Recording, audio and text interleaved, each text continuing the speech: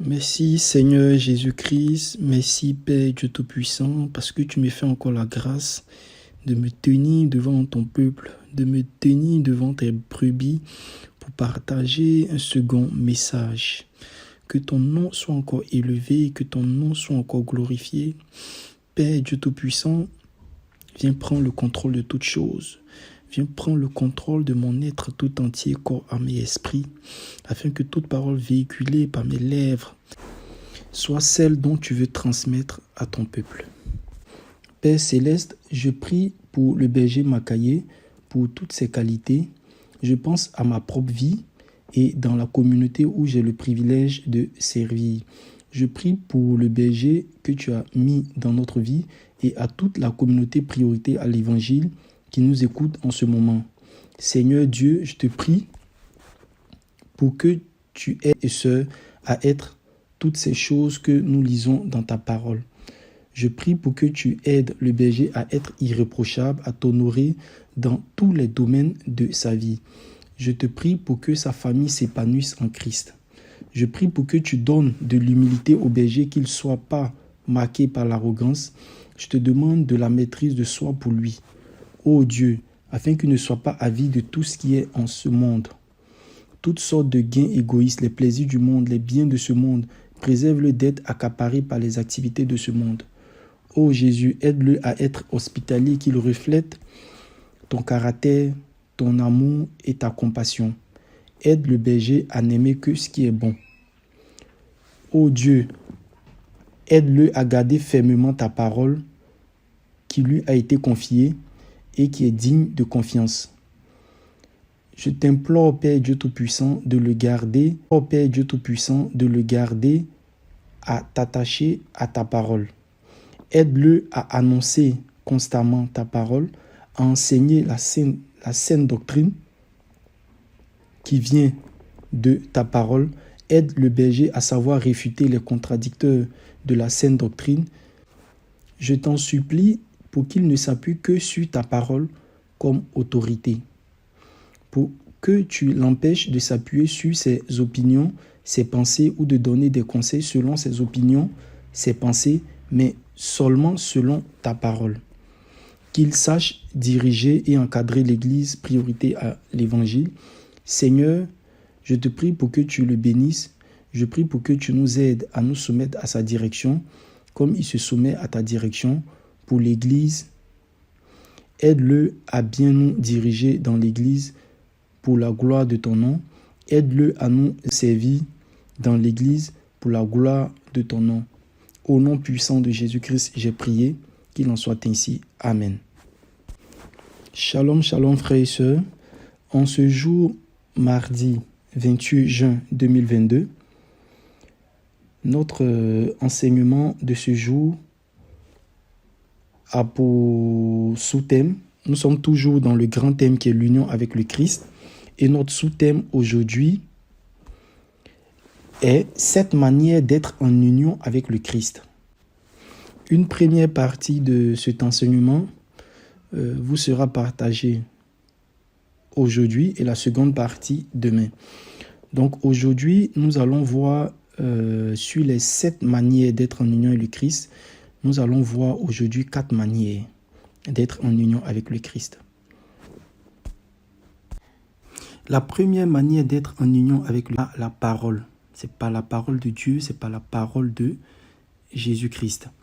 Et prenons notre passage biblique dans le livre de Jean 8, verset 31, Jean chapitre 8, verset 31. La parole de Dieu dit que alors Jésus dit aux Juifs qui avaient mis leur foi en lui, si vous vous attachez à la parole que je vous ai annoncée, vous êtes vraiment mes disciples. Frères et sœurs, dans ce passage, Jésus recommande aux Juifs que s'ils s'attachent à sa parole, ils seront vraiment, ou du moins, ils sont vraiment ses disciples. S'attacher à la parole de Dieu veut aussi dire s'accrocher et lier, joindre, unir, le thème même de notre enseignement, fixer, ancrer. Donc, nous devons, frères et sœurs, avoir de l'empressement pour la parole de Dieu. Nous devons marquer de l'attention pour la parole de Dieu. Et en effet aussi, le fait d'accueillir la parole de Dieu d'une manière superficielle ne suffit pas. Il faut mettre totalement sa foi en elle, demeurer en elle. Alors, cette parole va nous révéler la vérité et cette vérité libère de l'esclavage, du péché et de la mort. Celui que Jésus-Christ libère ainsi n'a rien à envier aux descendants d'Abraham. Nous avons le passage de Jean 15, 3 à 7 qui nous dit « Vous aussi, vous avez déjà été purifiés grâce à l'enseignement que je vous ai donné. Demeurez en moi et moi je demeurerai. Demeurez en moi et moi je demeurerai en vous. Un sarment ne saurait porter du fruit tout seul, sans demeurer attaché au cep. Il en est de même pour vous. Si vous ne demeurez pas en moi, vous ne pouvez porter aucun fruit. Je suis le cep de la vigne, vous êtes les sarments. Celui qui demeure en moi et en qui je demeure portera du fruit en abondance, car sans moi, vous ne pouvez rien faire. Si quelqu'un ne demeure pas en moi, on le jette hors du vignoble, comme les sarments coupés. Ils se dessèchent, puis on les ramasse. On y met le feu et ils brûlent. Mais si vous demeurez en moi et que mes paroles demeurent en vous, demandez ce que vous voudrez, vous l'obtiendrez. Frères et sœurs, dans ce passage, Jésus reprend une comparaison d'Ésaïe. Le peuple bien-aimé de Dieu est semblable à une vigne cultivée avec soin, mais qui le déçoit le fruit escompté. Mais Jésus est la vraie vigne qui rassemble en lui tous les croyants. L'union au Christ est la condition essentielle pour recevoir la vie et pour produire des fruits. Même au travers des épreuves, le chrétien peut progresser dans la foi et porter toujours plus de fruits. Grâce à ces fruits, il devient le témoin de la présence de Dieu dans sa vie. Oui, ce que nous avons vu et entendu, nous vous l'annonçons à vous aussi, afin que vous aussi, vous soyez en communion avec nous. Or, la communion dont nous jouissons est le Père et avec son Fils Jésus-Christ. Ça, c'est le passage de 1 Jean 1, 3. Frères et sœurs, dans ce passage, Jésus est venu de la part de Dieu pour transmettre la vie. Son message est de nous inviter à entrer dans une communauté d'esprit avec Dieu.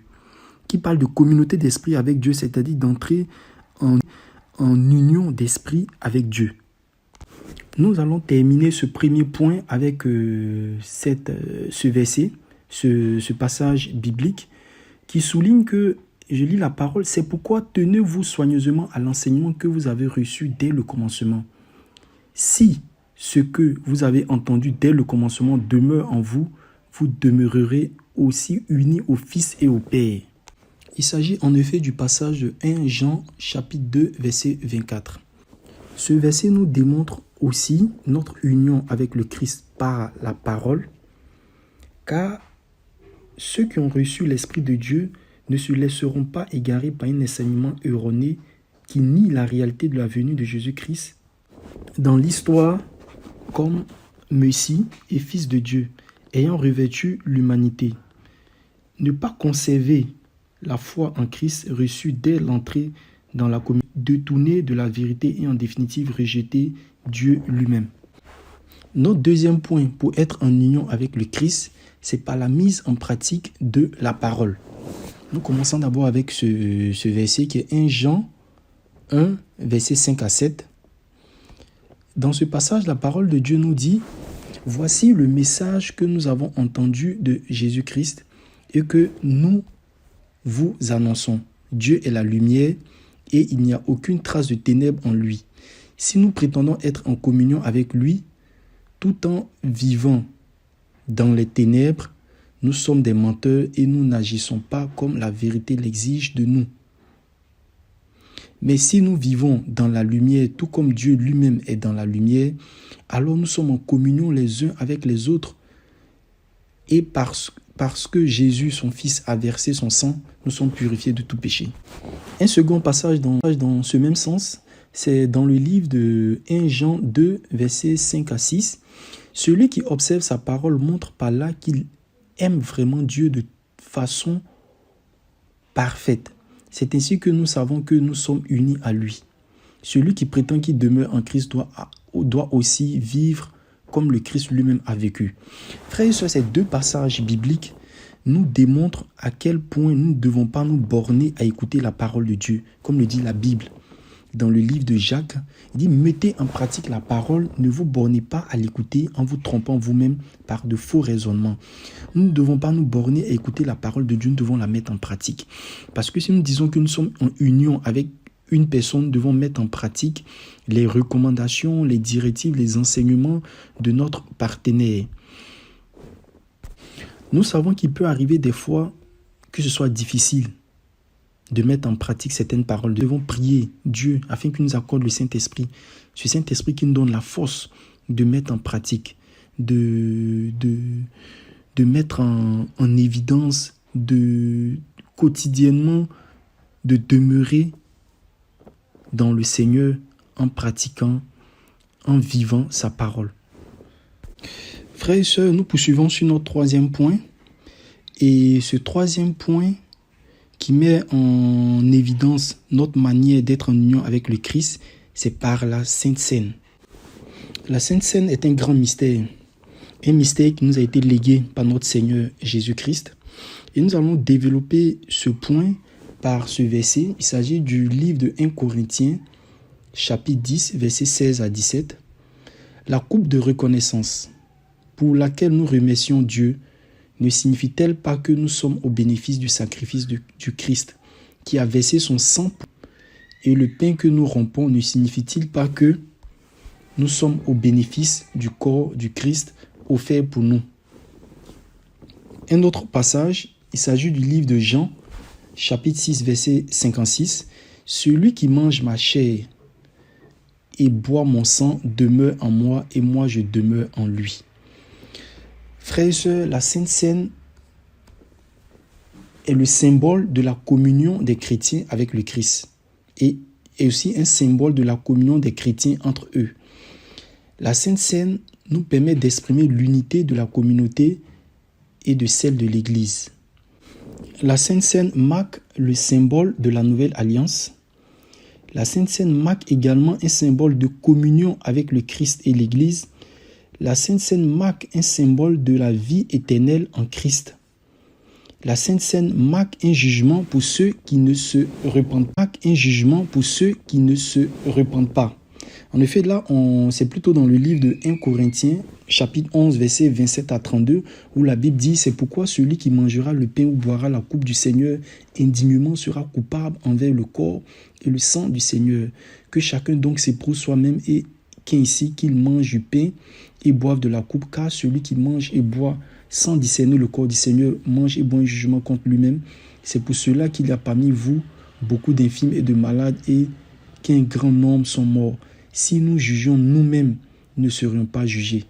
Mais quand nous sommes jugés, nous sommes châtiés par le Seigneur afin que nous ne soyons pas condamnés avec le monde. La Sainte Seine doit nous pousser aussi à la repentance et à ne plus revenir à nos vomissures, à ne plus revenir à nos péchés. Parce que si nous sommes en union avec le Christ qui est la source de pureté, le Christ qui est la source de toute sanctification, encore retourner au péché. Donc la Sainte Seine permet de marquer aussi un pas en avant en laissant derrière nous toutes nos iniquités, toutes nos erreurs du passé. Et aussi, la Sainte Seine est pour nous une proclamation du retour du Christ. Jésus nous révèle le don ultime de sa personne. Le pain qui descend du ciel suggère le don de sa parole. Maintenant, ce pain signifie la chair et le sang, c'est-à-dire la personne même du Fils de l'homme. En hébreu, l'expression la chair et le sang désigne la personne totale. La répétition des verbes manger et boire et de l'association la chair et le sang suggère un signe physique. Une telle répétition exprime la nécessité de recevoir le Fils de l'homme et elle insiste sur le réalisme de cet accueil. Le croyant que nous sommes doit s'approprier la vie du Christ dans le signe de la nourriture qu'il assimile et qui devient sa propre substance. La chair et le sang de Jésus, Fils de Dieu, devenu homme, communique aux croyants, nous communique deux dons essentiels, à savoir la communion avec le Christ ressuscité et la vie éternelle. Notre quatrième point d'être en union avec le Christ, c'est par la prière. Frères et sœurs, nous savons que la prière est un acte de communion avec Dieu. La prière est un acte de communion avec notre Seigneur Jésus-Christ. Nous ne pouvons dire que nous sommes en union avec une personne si nous ne communiquons pas. Nous savons que lorsque nous sommes en couple, le partenaire ou le mari doit communiquer avec son épouse et vice-versa. Donc, le fait de déclarer que nous sommes en union avec le Seigneur Jésus-Christ, nous devons communiquer. Et la recommandation de la parole de Dieu pour communiquer avec le Seigneur, c'est... Nous savons aussi que la prière est un échange avec Dieu. Et cette prière qui est un échange avec Dieu, cette prière doit être basée sur les promesses de la Bible. Nous devons prier. C'est aussi ce qu'on appelle la prière par la foi. Nous devons prier selon les promesses de la Bible, selon les recommandations que nous avons reçues de notre Seigneur Jésus-Christ. Donc, frères et sœurs, nous terminons cet enseignement qui est basé sur les 7 manières d'être en union avec le Christ. Nous avons vu 4 manières en ce jour, à savoir la première manière, on peut être en union avec le Christ par la parole, à savoir nous devons nous attacher à la parole de Dieu. Et par la suite, lorsqu'on est attaché à cette parole, lorsqu'on a reçu cette parole, nous devons porter du fruit. Porter du fruit, c'est annoncer cette parole de Dieu à nos proches, de Dieu autour de nous, afin que les autres soient aussi en communion avec Dieu.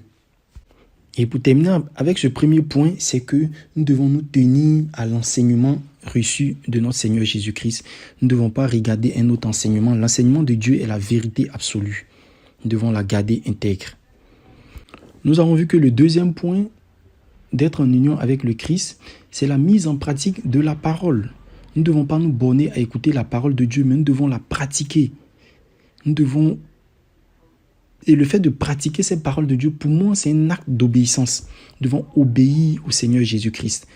Je suis en union avec personne, je respecte ses commandements, je respecte ses recommandations, j'obéis à sa parole.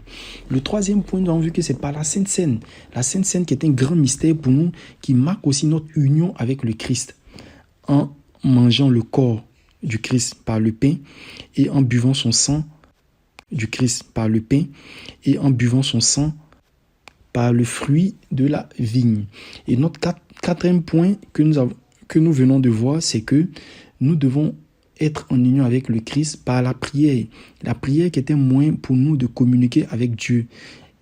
La prière qui était un moyen pour nous aussi de demeurer dans la présence de notre Seigneur Jésus-Christ. Frères et sœurs, permettez-moi d'élever la voix pour clôturer ce moment.